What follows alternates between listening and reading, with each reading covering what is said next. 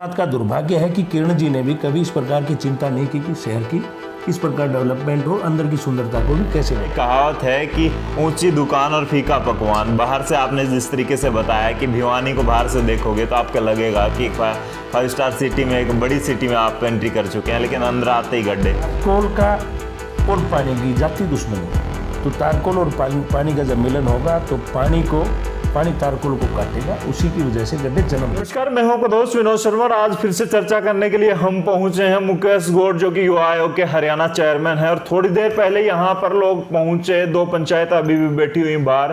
फरियाद हर किसी की सुनी जाती है, दरबार एक। और पीछे आप फोटो देख रहे हैं भाई साहब, हारे का सहारा बाबा श्याम हमारा। सलाम करते हैं ऐसे लोगों को जो कि ऐसे लोगों की, ऐसे देवों की मान्यता रखते हैं और लोगों के साथ भी वैसे ही हारे हुए या गरीब असहाय लोगों के बारे में सुनते हैं। आज चर्चा करेंगे इनसे, हम जानेंगे कि भिवानी के हालात कब सुधरेंगे और गरीब या असहाय भिवानी की जनता पड़ती जा रही है। क्योंकि रोडों की बात कर लें या फिर जोहड़ों की बात कर लें, जोहड़ इसलिए कह रहा हूं क्योंकि पानी के सीवरेज की वजह से जोड़ ही बना हुआ है पूरा भिवानी। तो क्या कहेंगे, कल मंत्री जी का दौरा था गौड़ साहब, और मंत्री जी ने फटकार लगाई है अधिकारियों पर, किस हिसाब से बदलाव आएंगे भिवानी में। उन्होंने कहा दीपावली तक दीप जलने चाहिए, जगमगाना चाहिए शहर। बदलाव आएगा?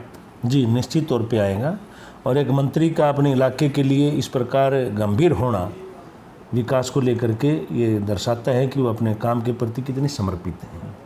और प्रशासनिक अधिकारियों के ढोलमुल रवैये की वजह से मंत्री जी को स्वयं जो है सड़क पे आना पड़ा और सड़क के ऊपर आकर के शहर के हालात का जायज़ा लेना पड़ा और उनको अल्टीमेटम दिया है। निश्चित तौर पर अगर उन लोगों ने किसी ने कार्रवाई नहीं की प्रशासनिक अमले ने, तो उसके ऊपर कार्रवाई होगी और वो जनता को भी देखने को मिलेगा।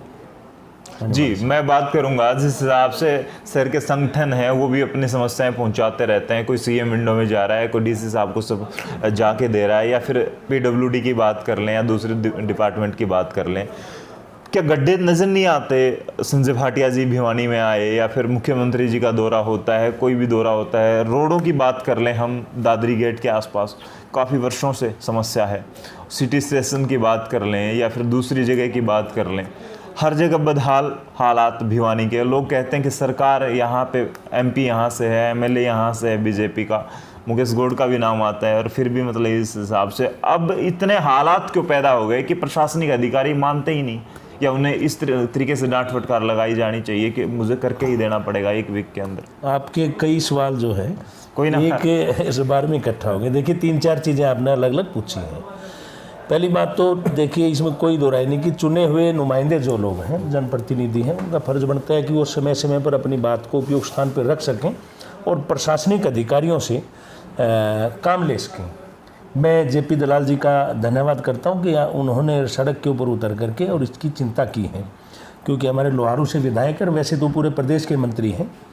रही गड्ढों की बात, चाहे मुख्यमंत्री जी आए हों या कोई और लोग आए हों, गड्ढे के बारे में मैंने पहले भी 1-2 पत्रकारों ने पूछा है तो बताया है कि बारिश के मौसम में आपने कहीं भी, आज भिवानी नहीं किसी भी शहर में आप चले जाएँ, बारिश के मौसम में स्वाभाविक तौर के ऊपर तारकोल का और पानी की जाती दुश्मनी है। तो तारकोल और पानी का जब मिलन होगा तो पानी तारकोल को काटेगा, उसी की वजह से गड्ढे जन्म लेते हैं। रही डेवलपमेंट की बात, तो आप डेवलपमेंट के बात को लेकर के आप ये नहीं कह सकते कि विकास नहीं हुआ। भिवानी के अंदर विकास के नए आयाम स्थापित किए हमने। और भिवानी शहर को आप सुंदरता की नज़र से देखेंगे तो चारों तरफ से, आप चाहे वो तिगड़ाना रोड की तरफ से आएँ, चाहे आप कलानौर की तरफ से आएँ, चाहे वो दादरी की तरफ से आएँ, चाहे आप वो लोहारू की तरफ से आएँ, हर तरफ से आपको शहर में एंट्री करते ही 5-6 किलोमीटर पहले लगेगा कि हम किसी बहुत सुंदर शहर में आए हैं।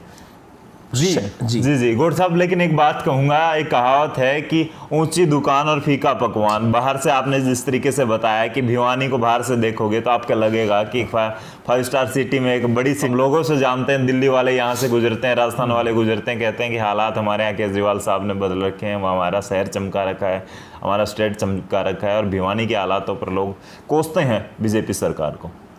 देखिए, पहली बात तो दिल्ली और भिवानी की कोई तुलना नहीं हो सकती। और रही केजरीवाल की बात, तो केजरीवाल ने चमकाए हैं बोर्ड, यानी शहर के अंदर जगह जगह पर अपने होर्डिंग लगा करके उन बोर्ड को चमकाया, निश्चित तौर पर चमकाया है। और उनके अंदर बड़ी बड़ी अच्छी ओलोजन लाइट भी लगाई है। रही शहर के अंदर की बात, देखिए, जब किसी शहर का जन्म होता है तो उसका विस्तार होना स्वाभाविक है। ये शहर का जन्म भी और विस्तार भी चौधरी बंसीलाल जी के समय में हुआ। और उनकी, मैं ये कहूँगा कि उनके समय में जिस प्रकार की डेवलपमेंट को लेकर के योजनाएं बननी चाहिए थी, उस प्रकार उन्होंने कभी सोचा नहीं। उन्हीं की राजनीतिक विरासत को बढ़ाने के लिए किरण चौधरी जी को यहाँ पर लोगों ने चुना, वो मंत्री भी रही। परंतु इस बात का दुर्भाग्य है कि किरण जी ने भी कभी इस प्रकार की चिंता नहीं की कि शहर की किस प्रकार डेवलपमेंट हो, अंदर की सुंदरता को भी कैसे बढ़ाया जाए। हमारी सरकार आने के बाद में कई ऐसे काम थे, सीवरेज की व्यवस्था हो या सड़क के अंदर की बात हो, बहुत सी व्यवस्थाओं को हमने सुचारू रूप से ठीक किया है। 2-3 स्थानों के ऊपर प्रॉब्लम है, वो आज की प्रॉब्लम नहीं, वर्षों पुरानी है। तो बहुत पुरानी बीमारी को ख़त्म करने के लिए हम आयुर्वेद इलाज करते हैं, यानी कि परमानेंट इलाज करेंगे। एलोपैथिक से इलाज नहीं करती बीजेपी की सरकार। 7 साल हो गए, कितना लंबा इलाज चलेगा भाई साहब? नहीं, अब इलाज कंप्लीट होने की तरफ है। बहुत से काम हमने कर दिए, कुछ एक काम जो बकाया हैं। अब जो शहर में आप पुल से लेकर के रोहतक गेट तक की जो आप बात करते हैं, वो इसीलिए है कि यहाँ पर सीवर लाइन को दुरुस्त किया गया है, जिसकी वजह से नई सड़क बननी थी, परंतु उसी समय चौमासे के टाइम में बारिश का मौसम आ गया और वो काम रुका हुआ है। महीने 20 दिन के अंदर आप देखेंगे तो ये हो जाएगा। किरण चौधरी ने कल प्रेस कॉन्फ्रेंस करके आरोप लगाए कि बीजेपी से पहले हमारी सरकार ने जो पाइपलाइन डलवाई थी, सीवरेज की समस्या को सोल्व किया था, आज उनका सुधार भी नहीं किया जा रहा, रख रखाव भी नहीं किया जा रहा बीजेपी सरकार के द्वारा। तो इस प्रकार मैं आपके माध्यम से किरण चौधरी से पूछना चाहता हूँ, उसने ऐसी सीवर लाइन बिछाई क्योंकि उसकी 4-5 साल में सुधार की जरूरत पड़ जाए? यानी कि उन्होंने गड़बड़ तो की थी ना किरण जी ने, कि नई पाइपलाइन बिछाई और 4-5 साल में उसकी गड़बड़ की उसकी सुधार करने की आवश्यकता पड़ी। तो गौड़ साहब नया मतलब नहीं आप मेरी बातों को गौर से सुनिए, मैं उन्हीं का जवाब दे रहा हूँ।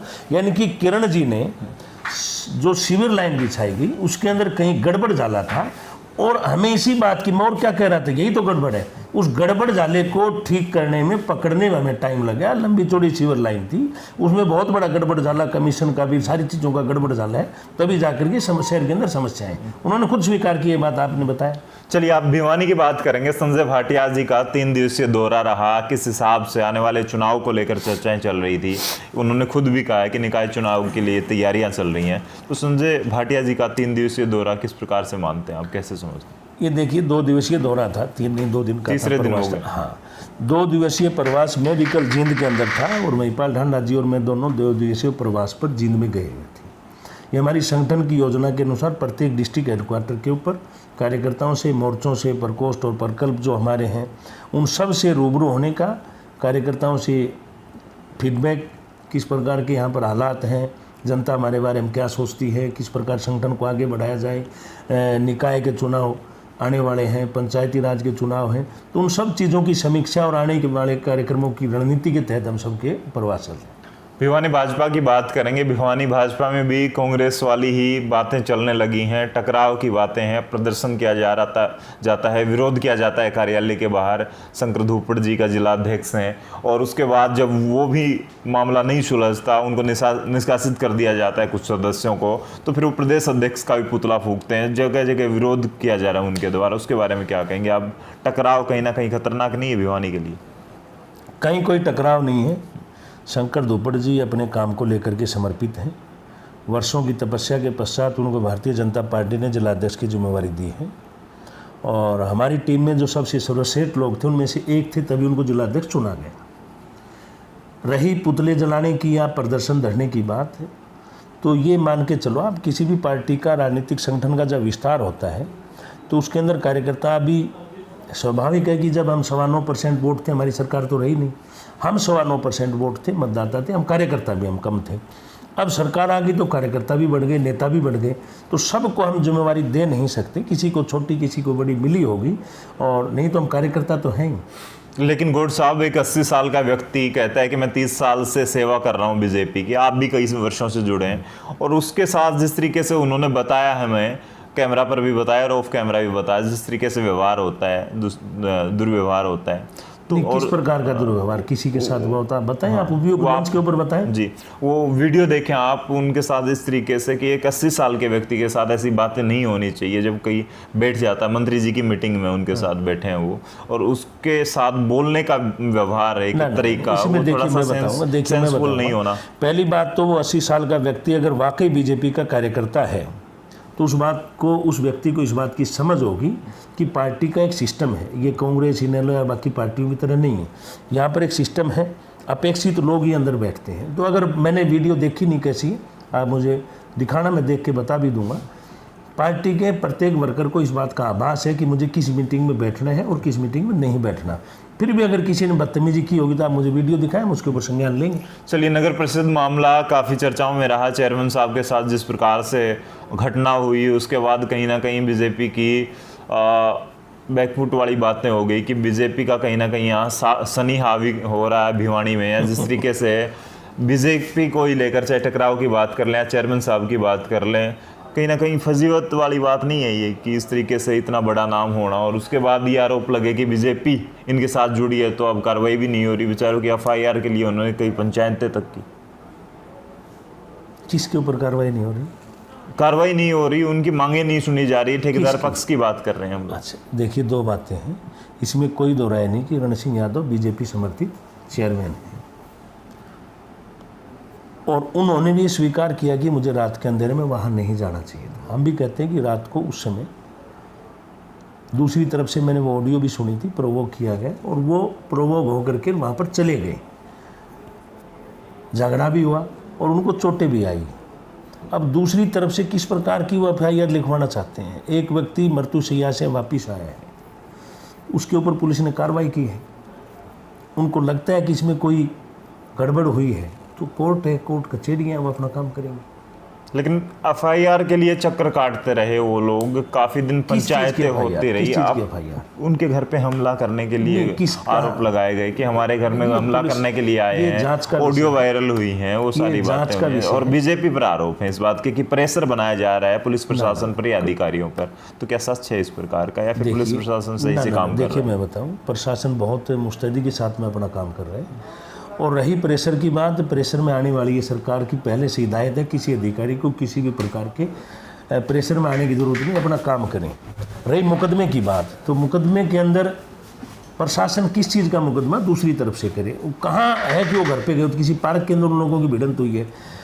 प्रशासन इस बात की जाँच कर रहा है कि अगर कहीं ऐसा लगा तो निश्चित तौर पर दूसरे पक्ष के ऊपर भी जाँच या FIR होगी, जो भी होगी। तो आपने देखा हमारे साथ मौजूद थे युवा हरियाणा आयोग के चेयरमैन मुकेश गौड़। उनके साथ चर्चा रही, चाहे किसान आंदोलन की बात करें या फिर दूसरे मुद्दों को, भिवानी को लेकर चर्चा ही हो। आने वाले वक्त में भिवानी को कितना चमका पाएगी बीजेपी सरकार, या फिर यहाँ के मंत्री आयोग के सदस्यों की बात करें, हम MLA मंत्री की बात कर लें, MLA और सांसद की बात कर लें, हर कोई प्रयास कर रहा है, लेकिन आने वाले वक्त में कब तक विकास और चमक भिवानी को मिल पाएगी? आप कमेंट्स में हमें अपनी प्रतिक्रिया जरूर दीजिएगा, राय रखिएगा कि कब तक सुधार होगा भिवानी का। आपका क्या मानना है, क्या बीजेपी सच में प्रयास कर रही है? आप इस वीडियो को शेयर करें। तब तक के लिए धन्यवाद। राम राम, जय।